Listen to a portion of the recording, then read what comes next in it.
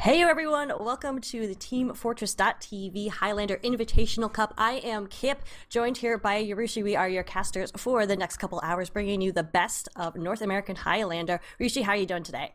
I am doing absolutely wonderfully right now. I'm just looking forward to this cup. I think it's going to be great. It's good to see some proper Highlander stuff going on, not just in the leagues, but like some extra stuff as well. Yes, proper Highlander. That's exactly the word we use here in America and Canada. But yes, it will be some proper Highlander because we got the best of the best teams going at it today. Now, unfortunately, because this was kind of a show match and not everyone was going to be available. So some of these teams not playing with their full roster. However, these players, definitely the best of the best. Today, for the first match, we are going to be seeing the Dunning-Kruger effect versus Menace to Society. Do you want to go over these lineups for us? As we're almost all in, so we may be able to get going kind of early here. And by early, I mean only about 15 minutes late. It's not too bad. That's not too bad. Normal EU Highlander is you know, it's early if it's half an hour late, so this is going well so far. But I'll run through the Dunning-Kruger effect if you take MTS. Alrighty. So Dunning-Kruger are our gold move-up team. They won gold last season in UGC, and they're moving up into plat this season, and they've been invited along because they've been showing pretty good promise. And I hope they're all on their classes, because at the moment we have D-Flame on Scout, Lelouch 24 on Engineer, Feint on Spy, Stones on Sniper, Velocity on Pyro, only Couches pull out on Medic, which I do know his real name. Let me just see if I can find it. I don't think he's actually called Only Couches. It is? Yeah, you could just call him Couches. Couches, okay, right, okay. I did think that was a bit long. We've got Frostfire on Demo, Carl on Heavy, and Aegis is going to be our Soldier. Alright, on MTS it is Menace to Society, best known for coming in second quite a few times in season 9 and then last season, season 11. But there may be some players you know here. We do have a couple of better known players. Harblue as Medic has been invited from ESEA quite a few times. We have Filthy Casual as Heavy, Marissa as Sniper, Katsy as Pyro, Panic is on Soldier, RR is Demoman, Spamfest is Engineer, Sky is Scout, and Noko is she's going to be playing Spy. As far as I know, she is not a Soldier main, so we will hopefully see her on Spy because she is one of the best Spies in Platinum. For those of you who do not or are not familiar with how UGC League happens, Platinum is the highest division and full of amazing players that play both Sixes and Highlander. Gold is after that, and then we have Silver, Steel, and then Iron for the North American leagues. So these are the best of Platinum, and should be a really good match. The UGC Platinum Highlander season just started, so some of these teams really haven't had a chance to face each other in proper competitive matches. A lot of scrims and stuff going on here, but still feeling each other out, and especially with these rosters, which are not exactly set, because I know in MTS Platinum the Demo Man is usually on demo, and we have Skyrola, who has looked like he was listed as going to be Heavy, but he is not, and then JJK was supposed to be Engineer, but he is not. So looks like, oh, and Squid was going to be Scout, but obviously Sky is not Squid. So we got, I think Squid is Sky. Is he? All right. He has been changing his name recently a lot. I'm guessing then that makes Filthy Casual Skyroller. That's someone else.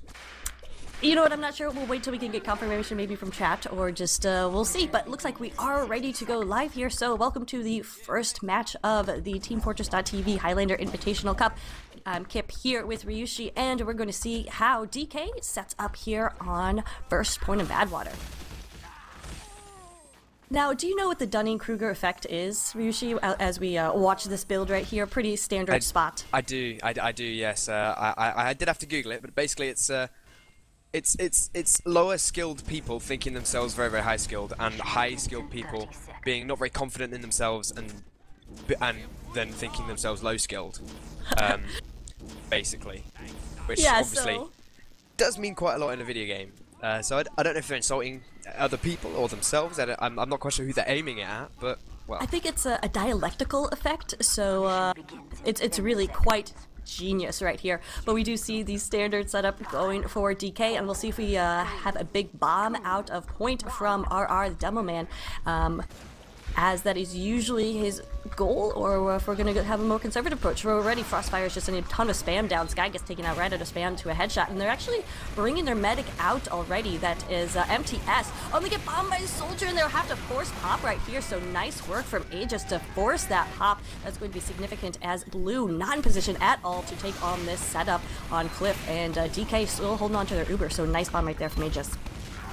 Yeah, that was a great play. I mean, Harblue's known for being aggressive, but I mean, that is really over-aggressive there in some cases. Just completely wasting that Uber. I mean, that's going to be, unless they can get some really good picks here, that's going to be like a 40-second spate where the cap time's just going to be going down. Because although, I mean, they're losing a few players to Marissa, I think she got a double kill there, but triple kill there. But I mean, it's not players who are too much. Okay, wait. It's the heavy in the demo. Okay, this is really actually quite bad for them right now. I can't believe I just said this, but it's going down, and in fact, Sentry's down as well. So Blue getting a really good push, even without that Uber. Red Uber gets popped, but only to save the medic who runs away. So actually, Blue just playing off the fact that their snipers picked up the soldier, demo, and heavy, and that's just no damage left for the red team, and they just had to retreat there. In fact, they might even pick the heavy up again. Carl does go down, running with those screw and takes those mini crits, and they might even lose the roof here because the Blue Uber is popped below them. Looks like, yeah, MTS doesn't know where the red team is holding. They are on roof, not able to get anything up, but there's quite a bit of player presence with the Pyro, Demo, Medic combination, and even the engineers up there. But Louch is not going to be able to build because he's being pressured by the scout right there. The cap goes on despite the fact that the combo is behind MTS, and a ton of spam going up onto roof, but Couches is at 80% right there. MTS really needs to send somebody to pressure him, and just right on cue comes Soldier trying to get Couches to drop. He has 97%, and Panic gets the med pick. Huge. He falls to his clumsy death, but doesn't matter. Got the pick. So really nice stuff out of the MTS, but really nothing new. They are a super, super aggressive team, and absolutely what we are seeing right here. Well, I think they're known for not really scrimming too much, and just using high invite talent, Six's invite talent to really just use DM to just outplay their opponents. And well, it seems to be showing at the moment. I mean, Marissa's getting some huge headshots. I haven't really seen RR do too much, but he is sitting almost at the top of the leaderboard, so he must be doing really, really well. Squid not quite DMing, sitting on the cart, getting all those lovely little points for him, and you know, being so Badwater. This is a best of one, so with this really, really quick time, I mean, 2:12 for 3 points is really, really quick. Best of one, it's really, really good, and I don't.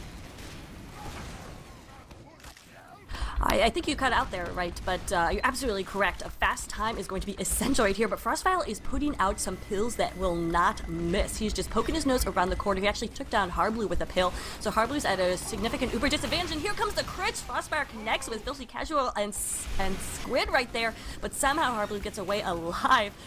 Fell back into a house, I believe, but wherever he is, still about 40% Uber, so we'll have that advantage in pushing into last year. So an interesting strategy going crits right there. What do you think of that, Ryushi?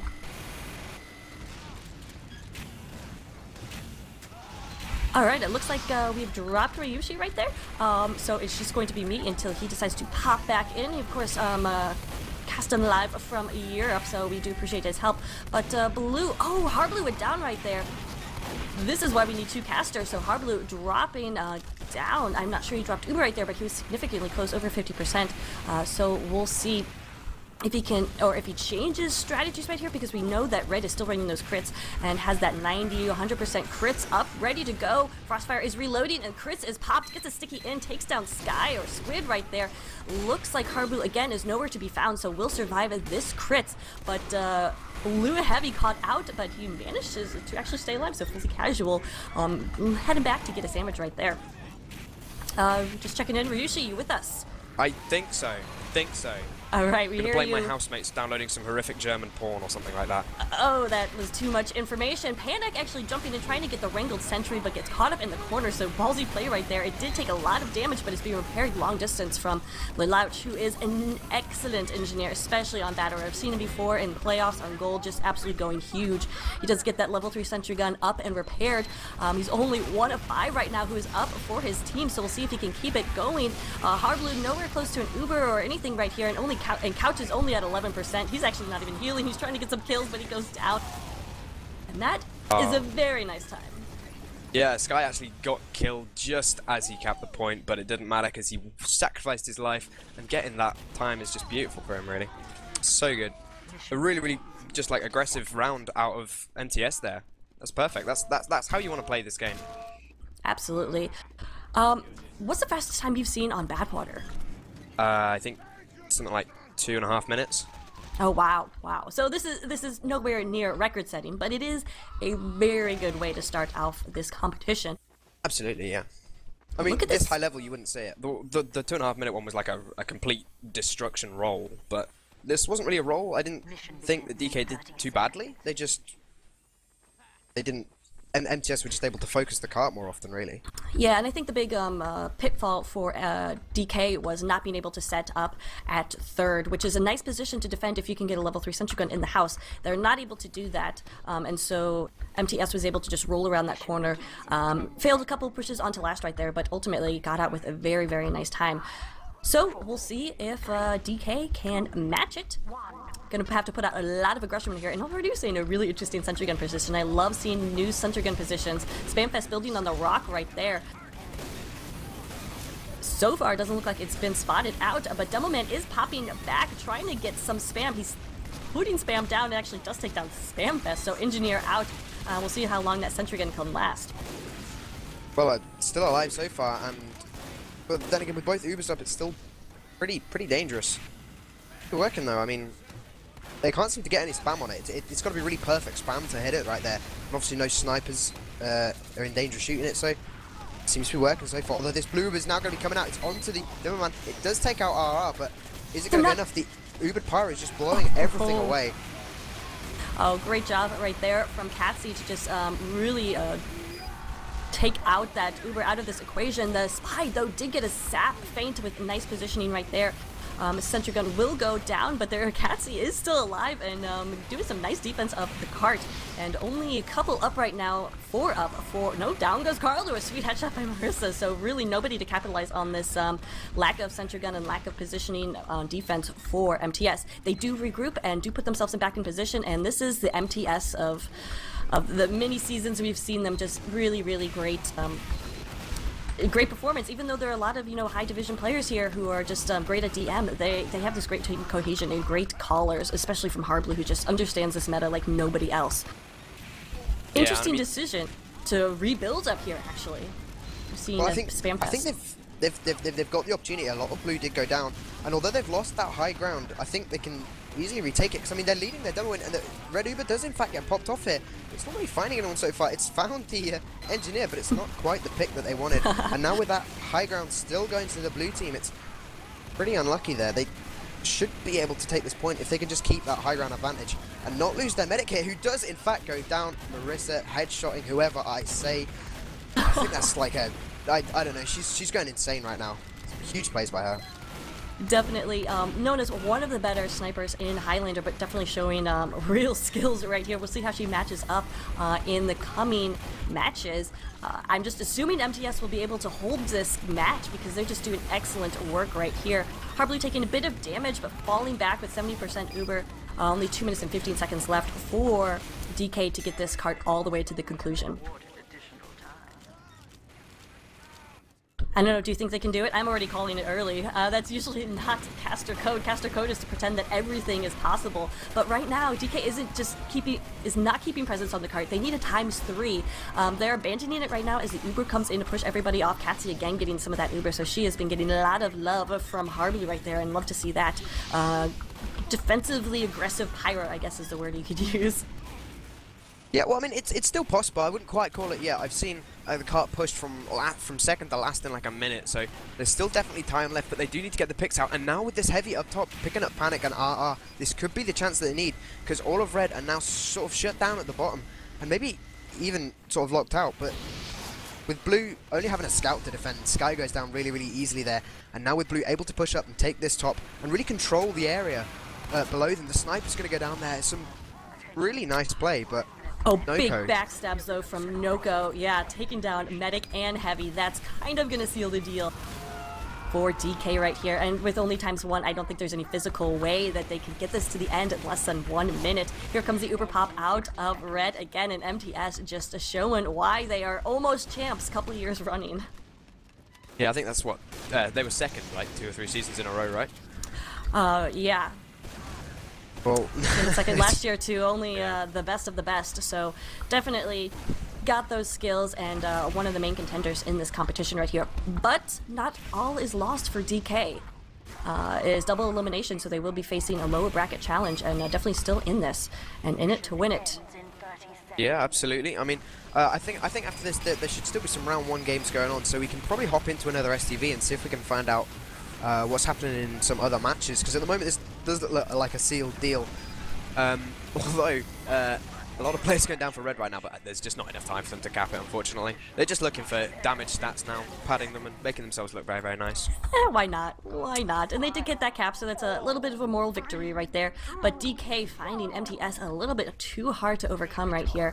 Harblu scoring top, but Marissa right behind there with 14 points just in this round alone. But she went absolutely huge as Sniper. Noko also getting some really nice picks in there. Though it doesn't show her. She's at the bottom of the scoreboard for a team. But really that med combo pick, big one. Yeah, absolutely. But yeah, I think we should hop into another match. I don't think anyone else has finished yet. Let me just check IRC. But yeah, I don't think no one else has said that they've finished, so we should probably try and hop into a different server and see what's going on. I think the Murder Force 9000 was going to a 5CP, and the 5CP are going to be half an hour long, so we'll see. But first, before we hop in, we want to take this time to remind you what this nonsense is all about. What this day of fun is all about, I should say, is to fund the player donation drive for UGC Platinum. And the link to give some money is down in the description of this Twitch channel. So if you want to head over there, donate $5 or whatever, the prize pool will be going to the top teams in Platinum, divided among the players who come in first, second, and I think third right there. Their teams will be divided up a certain percentage. Right now, the goal is $4,000, and I think we're a little bit about halfway there. But really, it's more about the fact that a Highlander community can support its players much as well as the Sixes community. Because in the past, the prizes for top Highlander teams has been mostly keys and pride. A little bit of some medals right there, but definitely the season trying to get a little bit more prestige to the Highlander teams that definitely deserve it. Yeah, absolutely. I mean, the Sixers community has done. The competitive community has done so good for the Sixers, like sending teams to lands across the world and all that stuff. And, I mean, why not give a bit of love to Highlander? I mean, some good players and some great matches. Good players. What's going on? Oh, I'm looking at chat. Chat is disappointing me right now. It really is. Yeah, guys. Aces Gamer, really? Thank you to whoever put it in slow mode.